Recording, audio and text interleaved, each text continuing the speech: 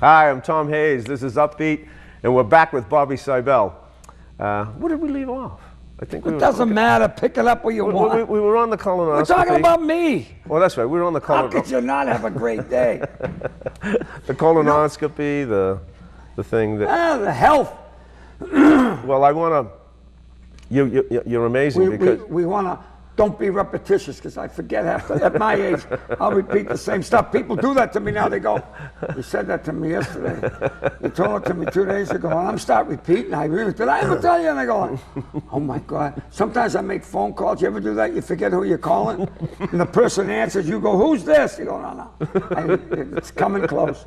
Coming close, or I'm going to need Well, let's talk about, we'll get back to the cancer, but the phone. Now, you have a thing with your phone. Everybody knows you. And your phone. Okay. I was the last, I don't know if you're going there. Because you're cheap. I'm the cheap. I hate, let me just say something about texting and cell phones. How much of that going on while you're driving is critical information that has to be done at that second? I would advise, since I ride a motorcycle, it's a public service announcement. Don't text and BS on cell phones while I'm on 2 wheels. People are not looking. Years ago, when a person would be, swerving down the road, it was a drunk driver. Now it's a text, right? Now it's either, right? But now it's combination, a drunk texter going down the road. Oh my God, oh my. No, I'm not a fan of the cell phone thing. I was the last comic in Boston to get a cell phone. Yes. I fought it, and then finally some folks in the comedy manager said, you lose a lot of work. And that was it. I got a cell phone. It took me like about 1.5 years to figure out how to push buttons on it. I am not technologically. I went to a Catholic school. I can speak Latin, but I don't know how to run machinery. I mean, I'm not a machine person, I mean it. I can change the oil on my motorcycle, but when it comes to like running computer, I don't have one. People say, well, you have email? I said, no, I got a female. She's in Beverly. But I got no email. And people say, how can you stay on top of everything? I really don't care. I read a book in the subway. I look around and everybody's wired in, and I'm reading a book. It's got paper. It was made from a tree. It's not that, whatever that mechanical book. And I'm like, my God, I'm so glad I grew up in the 40s. I mean it. I can't get used to this fanaticism about technology. You get out, I was on the subway yesterday, and I'm looking around. I was the only one reading the book. Everybody's Earth calling robots, Earth calling robots. We become robots, man. Nobody communicates. I'm probably going, hey, I'm here, I'd like to talk to you. And I said to a kid once with the texting, what are you doing? They're playing games. Okay, why don't you try Sudoku? I don't know. You get older, you look back, I wish it was, I wish it were, I don't know, I wish there were party lines. Because we had party lines, you had 4 people, you hear the Greeks say, really, then you'd hear some little weird stuff too. I love you. It's like porno in the 50s. We never had porno in the 50s. You know what porno was in the 50s? Playboy. And the girls were dressed. And porno, for us, other than the Playboy, was National Geographic. The natives of Nigeria, that was the bare boobs in those days. And now it's like a medical journal. Hey, there it is. There's no imagination. It's like a medical journal. My God, there's nothing left to think about. It's just. Well, you did that so well. When you did this, I could see it. Oh God, I'm telling you, we're obsessed with communication. I mean, you ever think of, I love to go in the woods, because I'm a pedophile. No, I love to go in the woods I grew up in Lynn, and there's a reservation called Lynn Woods, 2,000 acres. You can go in there and get in the center of that reservation, and you can get lost. Just get lost. Look up at the clouds going by, next to a brook, you know, and then you come out, and the minute you get in your car, they're in your back seat, right? With the gas right to your back seat. It's a 30 mile, you're doing 120. I think there's a problem. Can you slow down a little bit? People are right on your case, you know what I mean? And I never thought I'd be talking. But at this point now, when you get to be this age, when we were young, 20 years old, we'd be driving to the Cape. We made it from Lynn to Hyannis once in 40 minutes. Yes. And that was with a case of beer. And a Plymouth Belvedere. I mean it, with this lunatic, his kid name was Phil Gilbride, he's passed on. We'd made it in 40 minutes from Lynn, and we didn't care. And you know, you ever hear of a Common Gear? Yes. The old Common Gear convertible. For anybody, it's a Volkswagen that was like a poor man's Porsche. And we would drive to the Cape every weekend. I worked at the GE, and we'd drive to the Cape. And the top down, case of beer in the back. And I'll never forget this. You know those orange cones on the highway? The nut that I was with was Jimmy Monroe. We stopped at a site, and we put the 2 orange cones on our head. And we're driving to the Sagamore Bridge or whatever, and we're driving, and people are screaming and laughing, and all of a sudden, it's the state police. I swear to God, this state police officer get out of the car. He was holding himself laughing. He come up to the car, he goes, just put the damn cones on the highway, get that. Never said a thing about the band, you know, we were empties rolling back and forth. Really, Tommy, that was in the 60s, folks. You can't do that anymore, you know? It's a whole different world. And like I say, I'm very glad that, you know, I never inflicted damage on a human being, I mean, in a vehicle, you know what I'm saying? But, no, like I say, back to the gratitude thing. I hate to say I'm grateful, but I'm grateful to be here with you. And I mean it. It's fun to let me talk for 3 hours. And you sit there like a mute. Oh, God. Oh, have you heard the latest of health? I got an eye problem. Did I tell you this? I got sideswiped by a truck. December 7th of 2010. December 7th, Pearl Harbor Day. Only I got bombed. I'm in Salem, Mass. Did I tell you this? I got sideswiped by a truck. Went down. True story, folks. I'm not lying, and this is all true. Went down. And the man who sideswiped me came running back. He says, "Are you okay? Did I tell you the whole thing?" I says, "Yeah, I'm fine." Yesterday, you told me. He says, "No, an hour ago." He says, "Well, there's $100 and my business card. I'm late for a meeting," and he took off. And the Salem police, Salem, Massachusetts police, come up to the site. "Where's the guy who hit you?" I says, "Well, I told him he could leave." And the cop went, "You nuts, it's an accident, you jerk. You should be in the hospital checking." And there was a nurse off duty from the hospital. She said, "You got to go to the emergency." I'm okay. True story. And the police are trying to debate with me, going, "Bob, you got to go and get this checked out. We got the business card. We'll check on the guy who sideswiped you." I convinced the police I was all right, but now I'm in adrenaline shock. You know, you're banging on a friggin' highway there. So I convinced the police to lift the bike. We 3 of us get the Suzuki 1000. Talk about poor, cheap Lynn. Suzuki 1000, 1981, with 113,000 miles. A mechanic will not fix it. He says, "You bring it in, I'll put gas on, I'm gonna blow it up. It's making my business look bad." Nobody wants to bring their bikes. I go, he fixes that. So when I ride with my friend that has a Harley, he goes way in the back, a mile away, don't come near me. So now, I convinced the police, the bike goes up vertical, the bars are bent, mirrors are shattered. I get on the bike, kick it, start riding down the street. A mile or less, I have a seizure. I go off the bike in Peabody. I'm rolling down the street with the bike, hit a curb, bounce off. I'm swearing to God, ladies and gentlemen. I jump off the green, right? I get up again, and I'm walking around again, still now I'm in dual adrenaline shock. And there's a young police kid officer at a gas company work site. He comes running up. He goes, "Send an ambulance to such and such a street." True story. And I'm standing there like this, doing Rocky. Da, da, da. The bike's laying there. The gas is coming out of the tank. And the police kid says to me, "Are you okay?" I said, "Yeah, I'm okay. Just help me lift the bike. I got to get back to my garage." So he goes like this, "Cancel the ambulance. He doesn't want it." And then he goes, "What? What?" He goes, You're not the same guy that just got on Highland Avenue. I goes, yeah. He goes, pal, but you gotta slow down. I had my comedy DVD in my jacket. And I says, I was gonna deliver this DVD to somebody. I had the comedy DVD. I says, listen, I said, I'm a comedian. I work around New England. Here's my DVD. When I drove away, this cop was like this. What the hell was that? So what happened was that, I won't get into the thing, but I feel strong, but we won't get into that, but I got a little damage to the eyes, and a little concussion, hemorrhages in the eyes. So I said, pretty soon I'll be in front of Walmart with a white cane and a cup, and a monkey with a red hat. You know, how about a few pennies? Do stand-up isn't working. All the, you know, the funniest stuff is the true stuff. You can sit there and write scripts all day, and then you go like, that's funnier than the script, right? You know what I mean? Because we've been laughing since we met each other.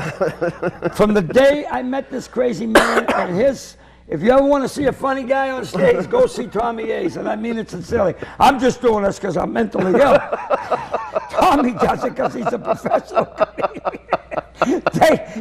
They haven't got a net big enough to catch me. I'm just on, I'm on work release right now, right? Oh my God. But they won't let me in Brooksby. They said, no, we got a waiting list, you're not on it. Oh my God, if these poor people have no idea how much material I still have left. We haven't even got there. All you folks ought to be glad I'm not your neighbor. How'd you like to see this in the morning? Hey, how you doing? I'm your new neighbor. You know this is... Oh, yeah, go ahead. No, go ahead. No, you know, people prejudge. You know what I mean? When people see me, facially, I got the face of a mass murderer and the heart of Mother Teresa, because I'm a wuss. But when people, you know, the other day, I was at the train station in Beverly. True story, and all these kids were giving out like Nutri-Grain candy bars to the people getting on the train. They went right by me.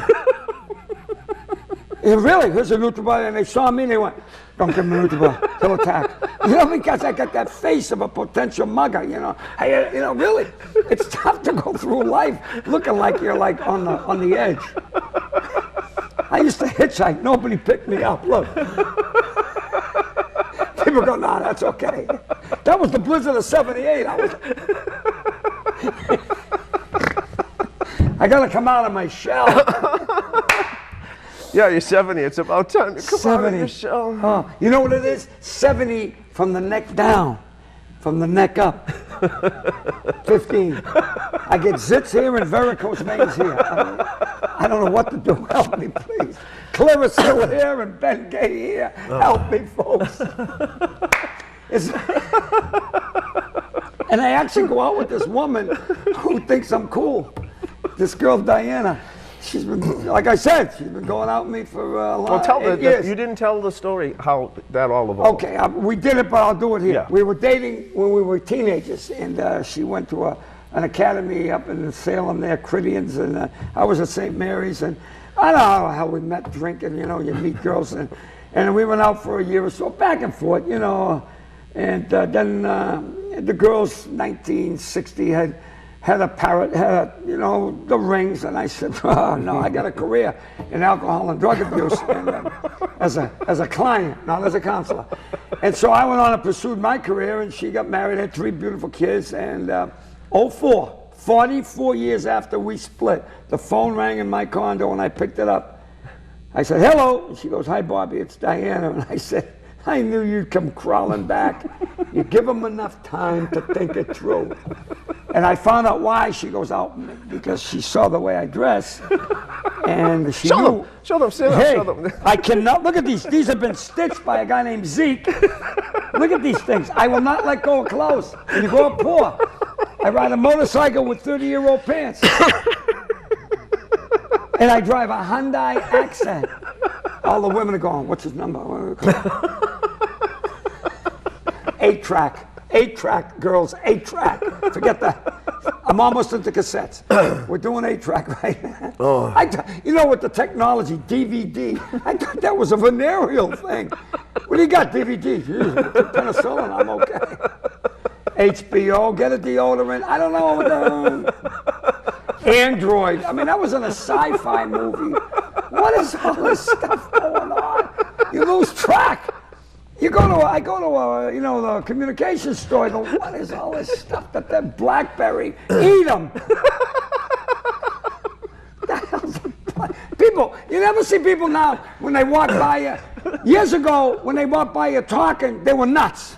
Now they're hooked into like, hello, how you doing? They got these things hanging out of their ears. How you doing? I love you. Years ago, when I was in Stop and Shop, 2 in the morning, before I knew how to communicate with the things in the ears, a guy was in the cereal aisle. And I said to the manager, I think there's a guy, it was 2 in the morning, Stop and Shop on Route 1. I said, there's a guy in the cereal, he's talking to himself. And the other guy said, no, he's got a thing in his ear. I thought he was having a breakdown, talking to Cheerios, going, you know, I love you.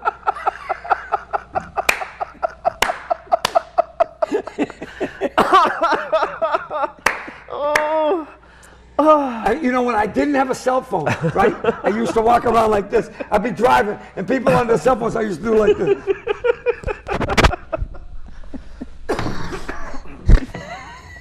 Oh. So how long have you been doing comedy?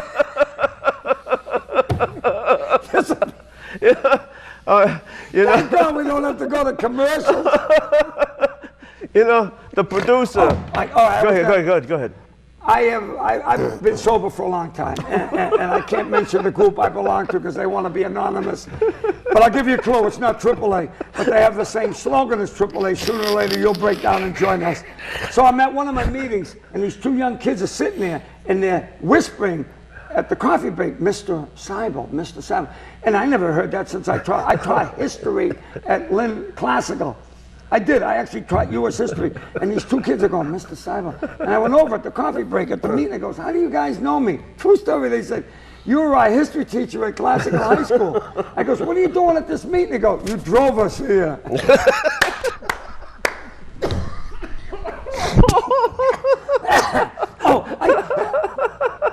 I get to... we still got time? Yeah. You know, egos for comedians is a big thing, all right? And one kid come up to me one day, he goes, are you Bob Seibel, the comedian? I went, yeah. He said, were you performing at such and such a club? And I went, no. He goes, I thought you were, the parking lot was empty. And I get this, and I love to be dumped on. I said to this old man, I says, you're the father I never had. He pushed me. He says, you're the son I never wanted. And I thrive on abuse. Yes. I was on the Appalachian Trail. I finished it in 09, the whole 2,000-something miles. And one day I met a guy, and we're walking for a couple of days together, staying in the shelters. Not the shelters in the city, the shelters in the Appalachian Trail. And he starts dumping on me.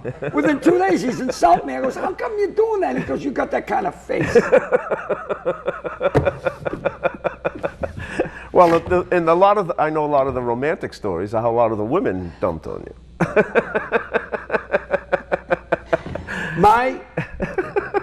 One of my wives, only 2 ladies, and one of the wives, I said to him once, true story, the second lady, I said, let's make love by candlelight. You know what she said? Blow it out, I can still see your face. That hurt. I'm sorry. That hurt. And that's a true story. I brought it up in divorce court. The judge said, no, we can't use it against that. Let's do this every day. The producer, my cousin, had said, yeah. He says to me, does he know what you're going to talk? Are you prepared? Yeah, we got notes. He's reading off of notes. I said, Ed, don't worry about it. Tell him the story how cheap I am in the Prague at the airport when we're leaving. He tells me all the time he doesn't care about money, and when you see him operate, he watches every penny, every dime. And I said, you care more about money. I said, I think about making it. You think about every dime you spent, and it pains you. Every dime you spent. It's true. You don't care so much about making it, right? No, go ahead. But it's the we're in Prague, and he wants to eat. Tommy, let's grab a couple of pieces, a piece of pizza, and a Coke, $1.50. Bobby, we're in Prague. I mean, how often do you get to Prague, Bobby? I mean, we can eat pizza and Cokes anywhere. Yeah, but it's $1.50. You know. We stayed in Prague. He calls me up and tells me, Tommy, I got a deal. We can go to Prague, $550. It includes round-trip airfare, a week in a hotel, breakfast, half-day tour of the city, and transfers. But we gotta act fast, because if we don't get it right away, we'll have to go single occupancy, which is $50 more. And like an idiot, I buy into I'm going, yeah, he's right. We're going to get screwed out of $50. I got to jump on the double occupancy. $50 more for the week. We could have stayed. But I got to stay with him and tell him how you dress at night. You tell him. Right. He's got on a Patriots jersey. That's it. I said, Bobby, Jesus, I'm going to be here for a week with you. What are you doing? What? I said, you don't have any pants on. I like it. It's natural. I like to be natural. I said, Bobby, I'm trying best with my vision, peripheral vision, not to look. I said, but I got to spend a week with this. Just relax. It'll be fine. Tell him how. For $50, I had to watch you in a Patriots jersey. Tell him, no, the one at the airport. All right, so the VAT tax. What's the VAT tax? He finally breaks down. He's going to buy something. Okay. He's going to buy something. So we buys a Fabergé egg, beautiful Fabergé, expensive. I couldn't believe you did. Who did you buy that for? For myself. There's nobody worth buying that for. So $150 for this egg. Now here's the kicker. The thing that made him flip was they gave you $25 back in a value-added tax, not there, if you went to the airport with this piece of paper. So we buy the thing on, say, Wednesday. We're not leaving till Sunday. For every single day that we are there, he is running around Prague asking total strangers, excuse me, I bought this egg. I got the tax, the voucher. Where do you redeem this at the airport? Okay, when you go in, you gotta go through the tickets. Then when you go through the door, it's on the right. It's on the right. Is that where it is? Every single day, policemen. Anybody and everybody. Every restaurant, every waiter, he's got to find out because this $25. You got to get this $25. We're ready to go to the airport. We're down in the lobby. It's an hour ride through traffic. They had no freeways to the airport. That's right. So he starts at the reception desk. He asks the concierge, the doorman, the taxi driver, the two women we went to the airport with. Showing this bunch, and by this time I'm sick of it. I can't stand it. We get to the airport, he's in line, and we were doing a sync. I was in one line, we was going to see if we could get, to the bed. And he's got the thing out. Oh, God. Now, the best part is when we get to the airport, I had one too. Yeah. And it took us an hour through all this traffic, and we get out of the car, and you say to me, I start searching. Have you got yours? Have you got yours? So I start doing the search, and I realize I don't have mine. No! What are you gonna do? I said, we got an hour and a half. I'm going back. Okay, I'll wait for you. Oh, God. Like I was going to risk the flight for this $25. But I believed you. I really thought. I said, how my can you God. give up that money? I went out. You remember the down here on 128, the old dance hall. Was it Norman Beaker Ballroom or something? Yeah. And it was 1960. I was like 19. And I had this real cute girl, Anna. She was a Greek kid. And I said, want to go dancing tonight?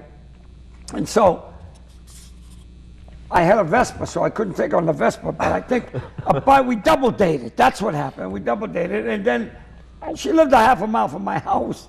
And I said to the three of them, let's have pizza. My mother was in New York. She'd go away for a 2-week thing to visit her sister in Brooklyn. And they were, yeah, pizza, 19 or whatever. There were a couple of pizza parlors, not that many as there are. Every 3 minutes there's a pizza parlor. So do you know what I did, being who I am? There used to be a company called Appian Way that made pizzas. Do you ever hear of these things? And it come in a box. So I had one person open the can of paste. Somebody else was making the dough. Anna never went out with me again. That was the last. We're in my house making pizza. The cheapest. And I saw her at this classical high school class reunion. And she saw me because I did a show that one of the classmates asked me, their class of 61 or something like that. And they said, and Anna was sitting there, and I haven't seen her in 100,000 years. And she looked at me, she goes, I'll never forget that night.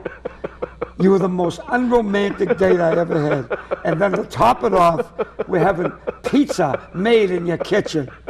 You were the cheapest date I ever went out with. Oh yeah, and it just goes on through history, you know, I mean, just.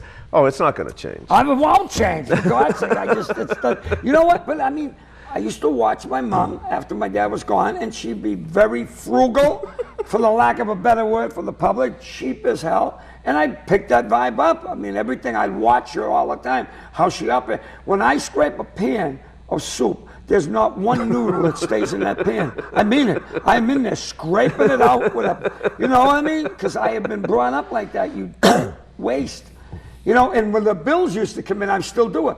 A gas bill, electric bill, I'd be at the building paying it within half an hour. When the mail came, I'd be running. Gotta pay the bill because I'm gonna shut it off. So that's the mindset I got as a kid. Well, plus you saved on the postage if you. And I saved on the postage. I'm telling you, it was amazing. You know, I think about, well, you know what? In deference to what goes on today with the throwing away and spending, I'd rather be at that end of the spectrum. You know, holding on to it, because people today just. When I used to, I can't run the left knee shot, but when I used to run, I used to pick up all the cans on the street. True story. Okay. I pick up cans on the street. We're going to get back to this. Are you having fun, folks? Because we are. Stay tuned. We're going to do another episode, at least, hopefully, with Bobby. We'll be right back.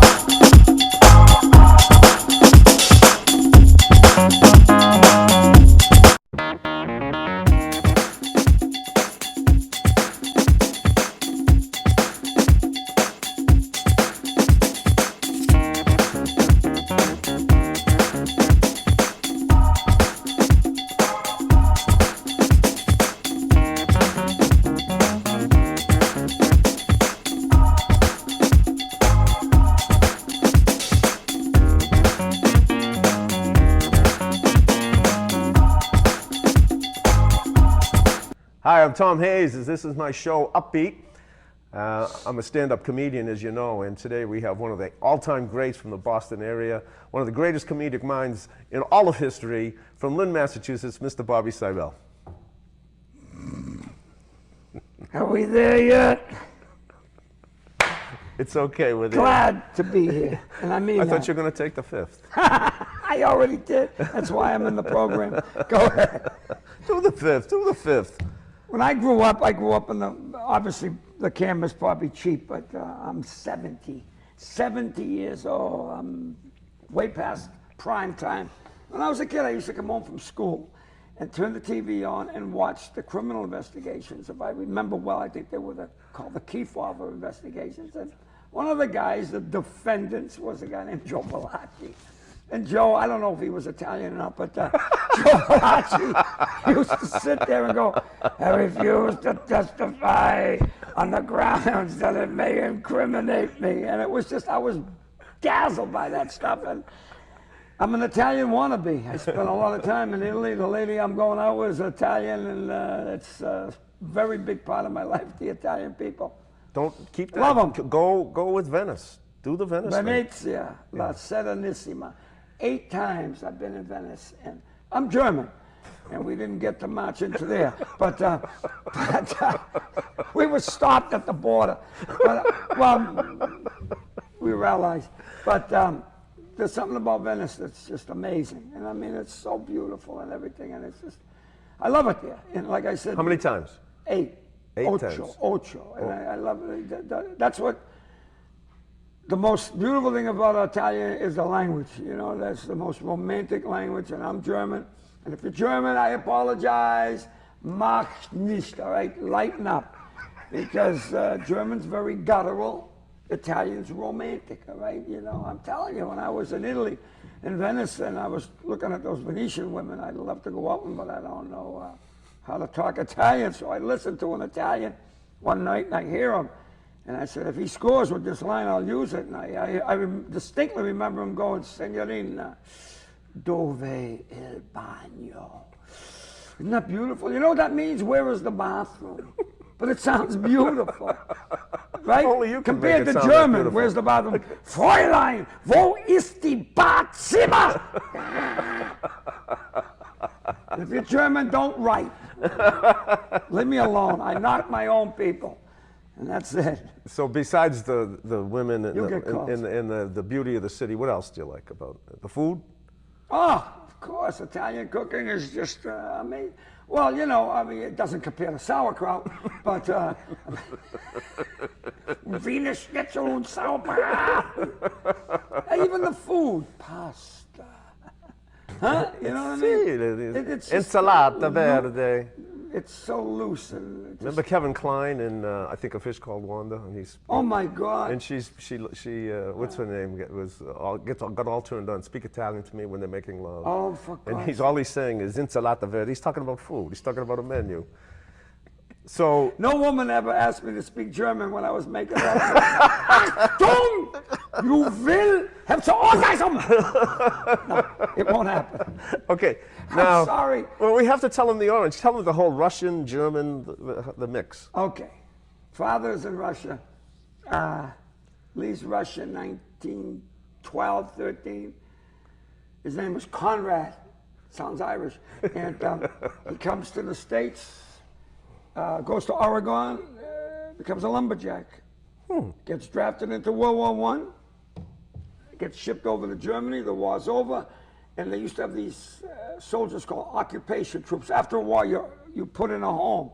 And he sees my mother, she's like 17, he's 22, 23, and he falls in love with her.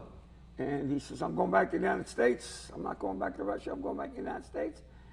And I will send for you. And he comes back to the States, gets mustered out of the Army, and he moves to a town which was rocking back in 1920, which was Lynn, because General Electric was born there, 1895, 1896, don't quote me on that one, but the work was plentiful. My dad moves into Lynn, gets a job, and my mother comes from Germany, I forget the year, and comes via a place called Ellis Island, where everybody's people came from. Came to Lynn, and she wanted to go right home, because there was no bathroom in the house. There was an outhouse and a chicken coop. Really? And my mother said, I want to go home. I want to go back to Deutschland. And my father said, just hang and stick it out. Will you stick it out? And it's funny, when she was close to the end of her life, I'll never forget that. I said, Ma, you know, whatever she was, 70 at the time, let's go back to Germany and visit the Alta. And she goes, no, this is my country. So it went a whole reverse thing. And they had 3 sons, and my brother Connie, who was an officer in the Air Force, he just passed away in November. And there was Connie, and then Ralphie, who didn't make it past 7. He drowned at the reservoir in Lynn. Oh. And I was 18 months after Ralphie. I was the makeup kid. Wow. And I got the best of the deal. No, I mean it. First son always gets the smacks. The second kid wasn't around to get the, the Victorian bringing up. But I was the kid who got the best. I remember being suffocated by my mother and father with, that's all I remember about my father and mother. Hug, hug, hug. Nice. Yeah. And nice. because Ralph drowned, she didn't want me leaving the yard. So you know how they tie a rope around you? I was 28. All my friends are going drinking. I can't go. I'm on a rope, and I couldn't leave the yard. So they'd sneak the beer in. No, I was 25. I wasn't 28. See what I mean? See, this is right off the cuff, folks. Hang in there. It's going to get wild. This is without booze and drugs. Should have seen me when I was using. No, it's been a while. I wonder if they're cracking up in the control room here. Oh, God. Now, Lynn, I never had children, so the state would not allow me to reproduce, all right? I was fixed by the feds. Go ahead. So, Lynn. Yes. Lynn is a place of many firsts. Yes. Oh, yeah. We talk about the first. Yeah. Lydia Pinkham. I forgot about that one. Lydia Pinkham started her, whatever that outfit she started for curing ills, which was all booze. Oh, Mary Big Eddie, right?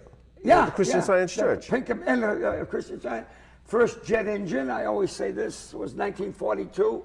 The Germans had it, the English had it, but in the United States, the first jet engine was in Lynn at the Riverworks. There were two segments of GE, the Instruments and the Riverworks, and I got fired from both of them. And, you don't miss National Guard meetings during the Vietnam War. And I did. I got arrested in the GE for missing a National Guard meeting. Well, I had priorities, you know what I mean? And Marshmallow Fluff, anybody ever heard of that? Durkee Moore, that's in Lynn. So what was the first female pilot? True story, Massachusetts, 1920, right after World War I, the first lady from Lynn. And the first leather catcher's mitt was manufactured at the leather shops in Lynn. And in 1984, the first crack house in Massachusetts was in Lynn, Massachusetts. And I was there with the mayor to cut the ribbon and sample the products. No laughing in the control room. Oh, God, this is going to be a tough interview trying not to lose control. Oh, God. I'm just trying to be me. So my son, he loves the bridle. Go ahead. So you've done a lot of research on Lynn. You had to go way back. I did. Yeah. Well, when you grew up, and people say, how'd you become a comedian? I said, I drank Lynn water. I was a half a mile from the test cells where they had the jet engine, so you get the fumes. And my mother couldn't afford snacks, so she said, I can't afford snacks, so eat the lead paint because chip away and you'll be funny. So thank you, Gertrude. It's because of my mother. And I was, like I said, I was a single parent kid because my dad was dead when I was 6. So my mother brought me up. And I mean this with all sincerity. We're doing funnies, but all my brain is geared. I'm a feminine person. And I mean it. And I don't mean, my gender choices, men and women, but I'm not criticizing anybody's gender choice. But all my emotions are feminine. And I mean that. I do it on stage, but it's true. I see myself react. I can cry on a dime. I mean it. When I went in the Army, they said, give us the rifle. Get a spatula, go in the kitchen and cook, will you? Because you're no good for combat. I mean it. They took my blood, and when I went to Fort Dix to get the blood, the blood, whatever, the sample, I passed out. Not suitable for combat. I just can't stand the sight of blood. But I'm serious, Ace. I'm serious. And, but my mother, and I shouldn't say this if I had a choice, but I'm glad I was brought up by my mother. Very non-aggressive woman, very non-violent, non-aggressive. She was a very, very, very placid, very quiet woman. And she was the best woman I ever met, in deference to anybody else. But she was a Class A lady. And I mean, objectively speaking, there was nothing better than that. I saw her go through horrendous pains, physical and all this trauma, the losing my brother there when he was a kid, and never complained, And she got older. And I used to, she stuck with me throughout the alcohol problem. And then I used to take her shopping, telling her, oh my God almighty. And it was tough to see it because, she shrunk. My German mother shrunk to the size of a Hummel. Not the big Hummel, just a little Hummel. I'd be chasing her through the store, and then She used to wear ace bandages, and they'd be clipped, fall off, be dragging, chase her. Step on it, she'd come ricocheting back. It was an amazing trip to go take her shopping. I'm telling you, this is all true. I put a spin on it to get the paycheck. But, there is money involved there. Okay. I want to say something about this guy. We became friends because of comedy, and I've met a lot of people in the business of BS and backstabbing. He's one of the decent men, and I don't want to start naming names because everybody, you all know who you are. Put it in the bag. And I mean that sincerely. You know, I've been through 33 years of BS and backstabbing, and I'm still doing it. And people say, how can you still do it? You're 70. I goes, because there's nothing else I know. I'm not going to end up bagging groceries or market basket. That's not my gig. All right, Tom? We can plastic or paper. But boom.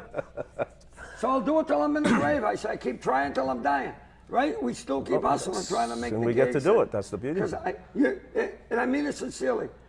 The business is a pain in the back. But when you walk on that stage and people respond to what we do, it's more fulfilling, I shouldn't say, than money. I need the bucks too to pay the bills, but you know, and there's some fringe benefits too.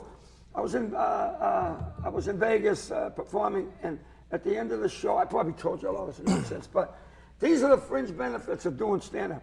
I come off the stage, and sometimes I go straight to the room, and sometimes you want to get pat in the butt. You did a great show, and I was needing that night. You walk through the crowd, and they give you all that stuff. And 4 women from Texas come up and said, we really enjoyed your show. And I said, well, you know, someone out in that audience really needed to laugh. And one of the 4 started crying. And the lady next to me said, her husband just died, and we flew her from Texas, and you made her laugh. And I go, what more do you need? And here's another one. And feel free to interrupt me because it's going to be the Bob Seibel show. Tom, so how you been? I'll be interviewing you. So now, I'm up in Portsmouth, New Hampshire doing a show. And there's this young man in front, and I knew he was like a kid. I said, how old are you, punk? And he's going, 14. I'm like, when I was your age, you know, I was writing on tablets, you know, and I was just kidding with the kid. And that's when I was selling those DVDs. And after the show, I ragged on him, but nothing to, you know, it's just he got comfortable.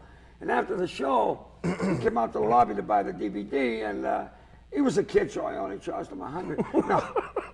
No, it was sharp money because there were some flaws. And the kid says, will you sign it? So I got the pen and I signed it, and he goes, you know, I really appreciate it. I really had a good time. Hey, Kyle. And I shook his hand and went off. I'm coming home from Portsmouth to Newburyport, because I live there. The lady in my life, Diana, and I are driving, and the phone rings. Now, when I drive back from, and you know this is true, I'm one of the cheapest creatures on earth. My mother and I were poor. I will not let go. I got underwear from 1954. So we're driving back to Newburyport on Old Route 1, because I will not pay the $2 at the toll on 95. That's how cheap. I will spend more money going down, because it's the principle. I'd rather put it in the tank than put it in the coffer for the highway. So phone rang. Now look at the 603. I figured it was the agent that booked me. I don't want to answer the phone, but we pulled in for a coffee. This is true story. Like everything else is a lie, all right? It's a true story. I put the voicemail on. This is a true story. Oh boy, sometimes I choke when I tell the story. And the kid said, it was the kid, Kyle. He said, Bob, this is Kyle. I was the kid you were ragging on, and I bought you a DVD, and I really want to thank you for making me laugh. And he said, I didn't want to come. My parents forced me to come. I didn't want to come because my best friend committed suicide last night. Whoa. 14.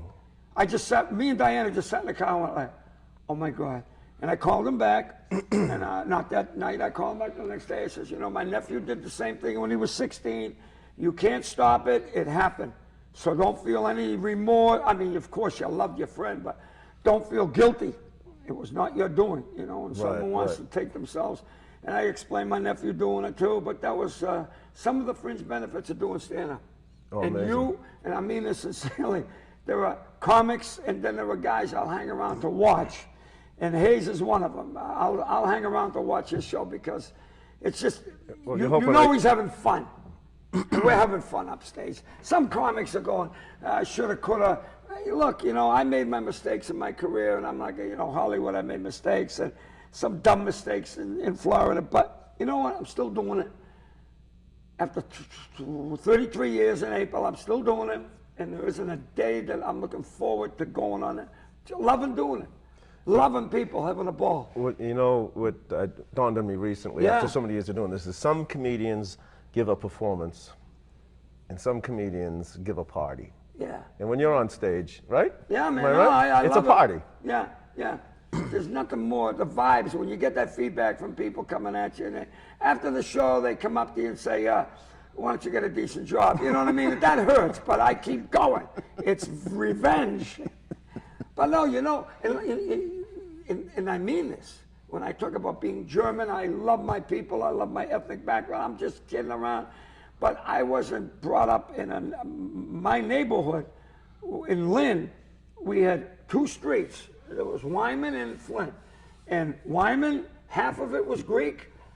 Flint, there was a synagogue diagonally behind the house. I could hear the cantor on Saturday, and I was brought up in a Catholic religion, and we had a Sacred Heart. I grew up in this mix. Greeks, we had mixed marriage in '54, folks, and it was loved these two people. They were a black man and a white woman, Russell and Mary, and they were beautiful people, and there was never any problem with that. And it was one of the most beautiful parts of my life. and I was a paper boy, so I did those two streets, and I would go into the homes to get my, it was a Sunday paper, and I would collect my money, and I'd sit in the room with the Greek people and explain their stuff, and the Jewish people would explain their stuff. I swear to God, those two streets gave me my education and my tolerance for other people, whatever you are. That's the truth. I just kind of winged that out of my brain. Because well, it also gave you your stand-up. And it gave me stand-up, and like I said, the Irish people, I love them. They gave me a sense of humor and alcoholism, which I resent, you people. You cost every time I got to go to those meetings. And like in Jews, I hung with the Jews. I dated Jewish girls. I dated black girls. I dated Polish girls. I dated Greek girls, Irish girls. I dated anybody who would date me. And I get so much out of that multi-ethnic, multicultural exposure. I never had that once. I was glad I was the only German in my neighborhood. I never had a friend named Fritz. It was always Sean, right? I mean it. And all of the Greek Stefanos and the Jewish kid, the Seagulls up the street. Yeah, I mean, when I start talking, I go, boy, I was lucky to grow up in that real great little neighborhood. Yeah, it's kind of sad that we don't. Thank you.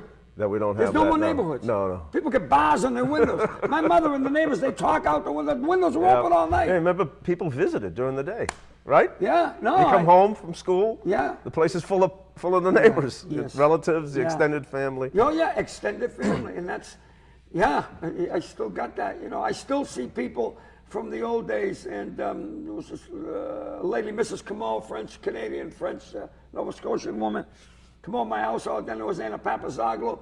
And it was good being brought up Catholic in a Greek neighborhood because you got two Easters. You got the eggs and the baklava. It was just an amazing trip. I used to look forward to the double Easters going, oh man, I'm going to eat good for the couple of... Zabudin! But I'm glad. And like I say, 7 decades later, and we haven't even talked about 7 decades later, never had a sick day. I'm a very healthy, I don't know how it happened for all the damage I did, smoked a lot of cigarettes and did the other crazy stuff, the alcohol and the other poison, but I say to myself, I am so fortunate. Well, that's one of the things. You're on a search, you're on a life's mission. I know your relationship to cancer. Yeah. Yeah, and you always tell me that you don't have it, but you know you have it, rather. Yeah. But you just can't. Remember what you always told me? Yeah. No, you don't remember. Tommy, I know I got it. I just can't find the freaking thing. What he's getting to, he's setting me up because I'm a hypochondriac. I get cancer on a daily basis. If somebody's got it, I contract it. It's contagious in my life, If I have a headache, it's a brain tumor. I check my breasts every day, I'm telling you, I am so I go for an annual every 4 weeks. Every 4 weeks I'm in that doctor's office. And I'm a hypochondriac. I get diseases I do not have the parts for. You sit there with the pamphlets because the doctor takes 3 days to see you. and they read those pamphlets with all the diseases known to the human race. I'm reading the pamphlet, Tommy, and the sweat's coming up, and the nurse came over. She goes, what are you reading that for? I went, where's my cervix? I want to know where my cervix is. So I've been in McLean now for quite a few years. I'm getting alternate. People say, why are you so funny? Ask the people at McLean. I'm only kidding. I love McLean, and I'm not knocking it. I'm not there yet, but I'm ready for Brooksby. Oh, God. Oh, my God. And people say, you know, like, you're 70 years old, and is there anything you haven't done yet? I said, yeah, I haven't moved to the villages in Florida because I don't really want to contract venereal diseases I should have got when I was 20. You hear about that place? It's contagious down there. People go, how you doing? You should have done this when you were 20. I'm getting treatments. Well, that's great, Grampy. Grampy's walking around getting penicillin. What the hell? I can't take it. It's the truth. But the health thing, you're right, Tommy. And I kid about it, but boy, So you've never been sick? never been sick. But you're looking for it. I'm looking. I'm full of fear. Well, you know what it is? At 70, you're always looking behind you going, when's it coming? I'm almost at the finish line. I might make it. I might make it without anything. Like, what a Dangerfield say? You take good care of yourself, you stay healthy, and you die. So I hope I die healthy. What happened? I don't know. We went to sleep and Well, you do. I mean, for a guy who's never been sick, I know your history, you're always looking. Oh, terrible. Because it's like, you know what it is for what I did. How come I didn't get the consequences? That's what I'm saying. Because other friends of mine who did are doing dirt picnics right now, right? Or they're in hospitals. And I go like, when I leave a hospital, I leave the cemetery, what the hell did I do right? You know, it's the genetics. My cousin's a geneticist. You know, Dr. Pete over here, and I say to Pete, you're a geneticist. What's it all about? He goes like this. That's life, folks. So enjoy it. Smoke cigarettes. Have 2 pizzas for dinner. I'm not having donuts in here, and they're all in there. I mean, I gotta watch out because I don't want my cholesterol to go up. My LSD. No. What are the 2 things? The 2 LTD and LTD. Yeah. I thought it was LSD. Thinking of the old days. Well, that's for another show. We'll talk about those things. All right, so it's true because Bobby is the ultimate character. All right, he you know when I learned you take acting, you study literature, whatever. A writer, an actor always tries to pick out a couple of prominent characteristics. Yeah. Your 2. Which is just amazing. You're cheap, and you're and I am proud. Proud to be cheap, and you're a hypochondriac. Hence, great tension. Great. So when you have to go looking for whatever disease you think you might be getting, I mean, because you really got this cancer thing, right? Oh, yeah. So you decided when you turned 50. What happened about the? Don't call it Oh God! Yeah, you know, you get to an age when they start telling you need probes. And I thought they were talking about a NASA space trip, and they said, no, you have to go to Mass General. And they said, you know, you've all heard of the colonoscopy. And I said, I don't have any health coverage, so I said, I'll do it myself. And I did. I went and Home Depot's got everything. I got 5-foot garden hose, and it wasn't the hose that hurt; it was the flashlight. Well, first you had taped to the front. I'm not done. Well, first the doctor said he suggested it. So you went in for the annual where he did put the glove on. Oh yeah. And you wanted a second. Oh, a second. Go ahead. Okay. Oh, he said, no, the options. I don't know if this will fly on TV. Well, it's nighttime. But he said, no, you got PSA, which is prostate-specific antigen, or the other one is a digit. You know, and I said, I don't know. I felt really violated and cheap. And then I went out in the hall. I thought about it. I said, you live alone. You got to get your kicks when you can. So I said, we'll go with this, but I want a second opinion. So we've been dating since 99, and That might get flipped. So you had to get a colonoscopy. Yeah. And he said, but you decided it was $2,000, which is way out. It's true. Which is cheap. You can't go for that. Yeah. Even if you had the $2,000, you were not going to spend it. So Damn right. You It's a looked at Home Depot. Yes. Okay, go ahead. No, that's what I just said. Well, tell them what you did. You went down and got what? The 5-foot garden hose. Thin gauge. Not the fire hose. You rip your spleen. And what did you attach to that? No, I just did that. You missed it. But you didn't talk about what you put on there, Yeah, so you the- could see the the flashlight. flashlight, Oh, yeah. okay. I think we need a new host in here. Somebody in control, bring a younger person in. Oh my God! But you really too did. much. But you really did. Lynn Medical or whatever chipped in and gave you $2,000. You were very happy one day. You called me up, Oh, my extremely God. excited. Yeah, no, it was a doctor who did that for me. $2,000 Yeah, he did it. He to did get it. you, and it was you were thrilled. I forgot that, yeah. Even though you've never been sick a day in your life, and you're still on the Well, search. you gotta watch out, man. You know what? I stopped eating red meat back in 1981 because I went to a place called Emerson, the hospital right up here. True story. And I went in there. There was a free colonoscopy, a free whatever. They were doing something, and they said, "You're from Lynn?" And I goes, "Yeah, highest incidence of colon." All right. I Hey, said, listen. that was it. Yeah. Listen, this is the first program. Yeah. We got a lot more to go. Yeah. Right? Yeah. Okay, so we're going to end this now. No. We're going to pick it up next time. Da, da, da, da, da, ba, ba, ba, ba. Did you hear me repeat that thing with the flashlight? We gotta get a new host.